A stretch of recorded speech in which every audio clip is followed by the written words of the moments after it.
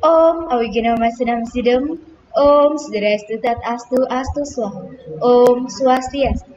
Perkenalkan, nama saya Putri Yudiartini, mahasiswi Staf Batara Guru Kendari Prodi Ilmu Komunikasi semester 2. Pada kesempatan kali ini, saya akan mempresentasikan hasil kerja saya yang berjudul Sejarah Perkembangan Psikologi.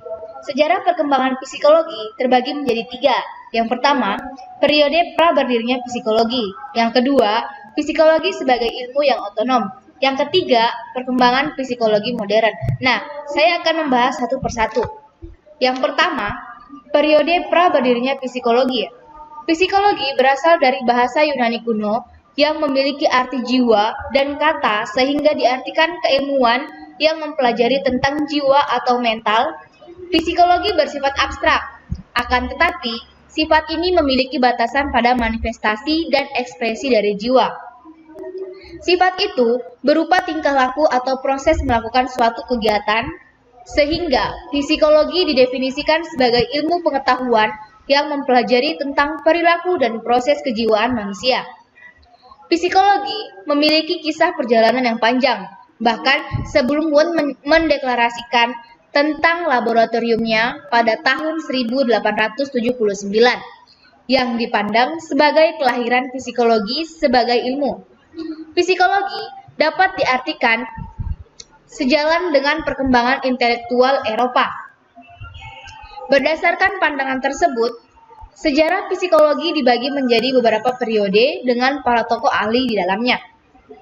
Pra-psikologi juga merupakan periode di mana psikologi belum dijadikan sebagai keilmuan atau juga menjadi dasar pemikiran-pemikiran yang menjadi dasar terbentuknya psikologi.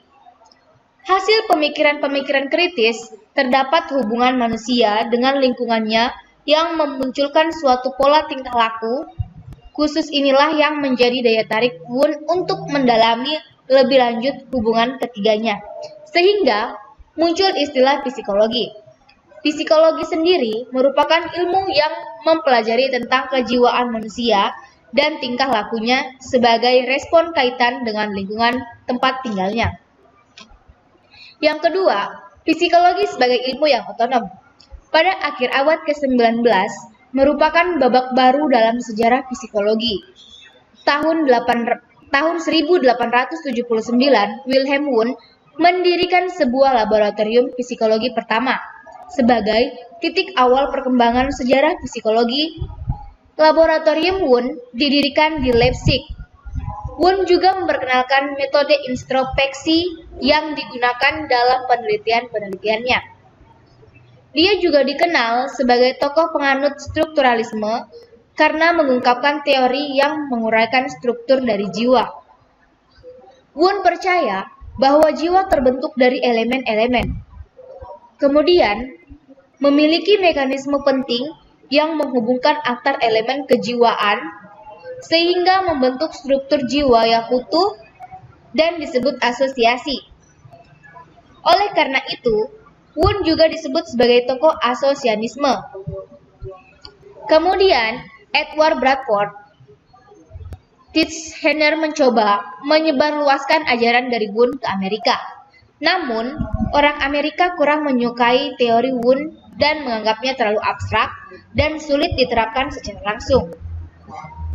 Mereka akhirnya membentuk aliran sendiri yang disebut fungsionalisme dengan tokoh-tokoh seperti William James dan James McKinsey.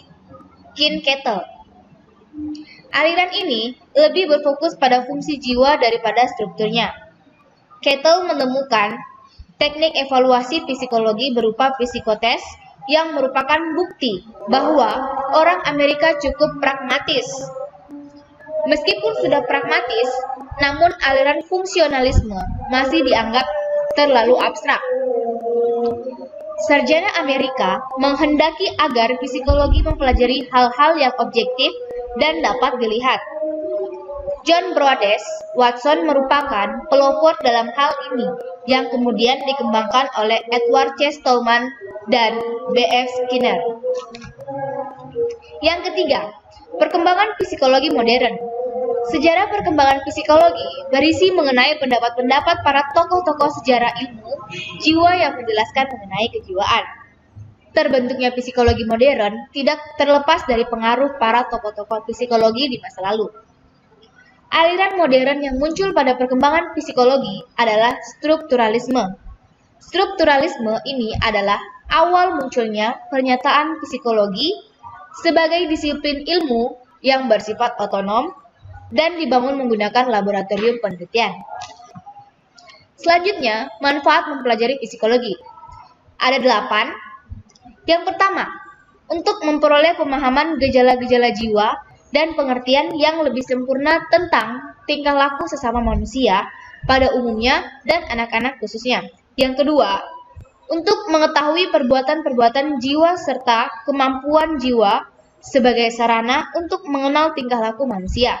Yang ketiga, untuk mengetahui cara penyelenggaraan pendidikan dengan baik. Yang keempat, untuk mengetahui perilaku manusia sebagai upaya menyesuaikan diri dan berhubungan dengan orang lain, sehingga memudahkan memahami mengapa mereka berpikir, berperasaan, dan berbuat menurut cara mereka sendiri. Yang kelima, dalam rangka mengatasi permasalahan sosial, psikologi dapat mengurai pangkal masalah, setidaknya mengurangi problem sosial. Yang keenam, kita bisa peka terhadap perasaan orang lain. Ketujuh, mampu mencapai kualitas hidup yang lebih baik. Dan yang kedelapan, mampu memaksimalkan potensi diri sendiri maupun orang lain dengan cara yang tepat. Selanjutnya, tujuan mempelajari psikologi. Manusia hidup tidak akan lepas dari adanya permasalahan. Psikologi membantu manusia dalam menghadapi dan mencari solusi dari permasalahan yang dihadapinya. Karena tujuan dari psikologi adalah sebagai berikut. Yang pertama, menjadikan kehidupan lebih baik dan bahagia. Kedua, mengetahui perbuatan-perbuatan jiwa serta kemampuan jiwa sebagai sarana untuk mengenal tingkah laku manusia.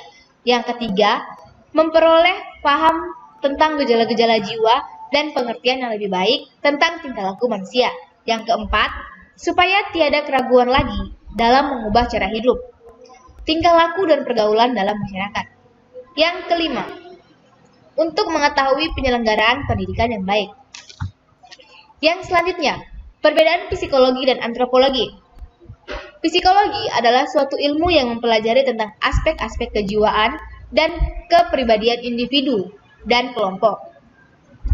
Bidang cakupannya adalah proses mental atau emosionalisme, dan karakteristiknya perilaku individu maupun kelompok. Ruang lingkup psikologi umumnya merupakan suatu keilmuan mengenai tingkah laku individu secara umum. Hal tersebut mencakup semua fase perkembangan psikologis manusia serta mencakup gejala tingkatan usia dan jenis kelamin. Dengan kata lain, psikologi umum mempelajari tingkah laku manusia secara luas. Menurut Immanuel Kant, ruang lingkup psikologi terbagi menjadi 3 bagian, yaitu kognisi, emosi, dan konasi. Pengertian antropologi.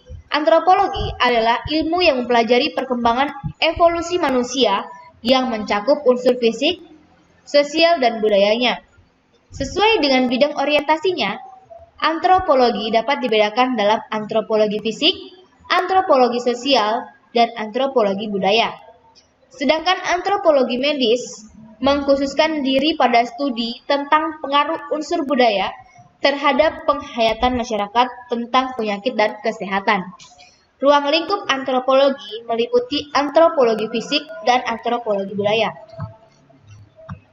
Yang selanjutnya, beberapa teori dan pendapat para ahli tentang pengantar psikologi. Yang pertama, teori psikoanalisis klasik oleh Sigmund Freud. Psikoanalisis dapat diartikan sebagai analisa jiwa. Teori psikoanalisis klasik pertama kalinya ditemukan oleh Sigmund Freud di tahun 1986, yang mana pada masa itu teori psikoanalisis merupakan teori baru yang meninjau tentang manusia yang menganggap bahwa ketidaksadaran menjadi peran untuk memahami perilaku dan kepribadian manusia. Yang kedua, teori kepribadian oleh Alfred Adler. Teori kepribadian lainnya datang dari Alfred Adler. Menurut Adler, manusia merupakan makhluk individual yang termotivasi oleh dorongan-dorongan sosial yang memang sudah dibawa ketika lahir. Alfred Adler merupakan pelopor dalam ilmu psikologi yang membahas tentang teori bawah sadar yang merupakan bagian penting di dalam sebuah kepribadian seorang. Teori Adler sendiri sangat bertentangan dengan teori Freud, yang mana lebih menunjukkan bahwa tingkat kesadaran individu mendorong untuk selalu menjadi sukses dan terbaik. Bila mereka mau bekerja keras, maka mereka dapat sukses. Begitupun sebaliknya. Yang ketiga, teori kepribadian menurut Karen Horney. Sebenarnya, Horney merupakan salah satu pengikut dari teori Freud. Namun, dengan berjalannya waktu, Freud mulai terpengaruh dengan teori Adler dan Jung sehingga lebih mengembangkan pendekatan kepribadian holistik. Horney memperlihatkan cara pandang yang berbeda mengenai neurosis. Menurutnya, terdapat hubungan yang jelas antara neurosis dengan kehidupan sehari-hari. Neurosis juga sebenarnya merupakan cara yang manusia gunakan untuk menjalani hubungan dengan lainnya. Namun, hanya sebagian saja yang bisa melakukan hal tersebut dengan baik. Selanjutnya, bagaimana pendapat Anda tentang psikologi? Menurut saya, psikologi adalah suatu bidang ilmu pengetahuan dan ilmu terapan yang mempelajari mengenai perilaku, fungsi mental, dan proses mental manusia melalui prosedur ilmiah. Secara etimologis, istilah psikologi berasal dari bahasa Latin, yaitu psi, yang artinya jiwa, dan logos yang artinya pengetahuan. Sehingga pengertian psikologi dapat didefinisikan sebagai ilmu yang mempelajari kejiwaan, baik manusia maupun organisme lainnya. Selanjutnya, salah satu permasalahan yang erat kaitannya dengan pengantar psikologi sekaligus pemecahan masalah atau solusinya. Saya mencoba mengambil contoh masalah psikologi pada anak. Masalah atau gangguan psikologi pada anak meliputi perubahan emosi, fungsi fisik, perilaku, dan kinerja mental. Permasalahan gangguan psikologi tersebut dapat disebabkan oleh faktor-faktor seperti gaya pengasuhan, masalah keluarga, kurangnya perhatian, penyakit kronis atau cedera, dan rasa kehilangan atau perpisahan. Anak biasanya tidak langsung bereaksi ketika masalah terjadi, tetapi akan menunjukkan reaksi kemudian hari. Bimbingan yang dapat membantu anak dapat mempersiapkan diri jika dihadapkan pada masalah yang sifatnya traumatis pada anak. Orang tua harus dapat memotivasi anak agar lebih ekspresif menghadapi ketakutan dan kecemasannya. Contohnya, perubahan emosi pada anak seperti gangguan kecemasan. Cara mengatasinya, yang pertama, hibur dengan kata-kata yang positif. Yang kedua, hormati perasaannya. Yang ketiga, jangan memperkuat rasa cemasnya. Yang keempat, kelola emosinya. Dan yang kelima, tidur dengan cukup. Yang selanjutnya, kata-kata penting atau istilah-istilah dalam psikologi. Yang pertama, amimis. Istilahnya untuk menyebut kesalahan logika yang terjadi pada anak-anak yang menganggap benda mati memiliki perasaan dan motif. Arctophile, istilah untuk seseorang yang memiliki kesukaan atau mengkoleksi boneka beruang atau teddy bear. Ketiga, avoidant, istilahnya untuk menyebut perasaan tidak percaya diri dan sangat sensitif terhadap hal-hal yang negatif, takut dinilai, dikritik, dan dipermalukan. Selanjutnya, selanoma merupakan dorongan untuk mengambil ponsel kamu setiap kali orang lain melakukan hal itu. Selanjutnya, cyberlove adalah pola kedekatan yang terjalin dari hubungan yang tercipta dalam sosial media dan interaksi siber lainnya. Dysania adalah keadaan di mana seseorang sulit meninggalkan tempat tidurnya saat pagi hari. Hipotimia adalah keadaan seseorang yang selalu murung dan sedih, selalu mengeluh dan tak punya semangat. Oke, itulah yang dapat saya presentasikan, kurang lebihnya mohon dimaafkan. Semoga dapat bermanfaat bagi kita semua. Saya akhiri dengan Parama Santi. Om Santi Santi Santi Om.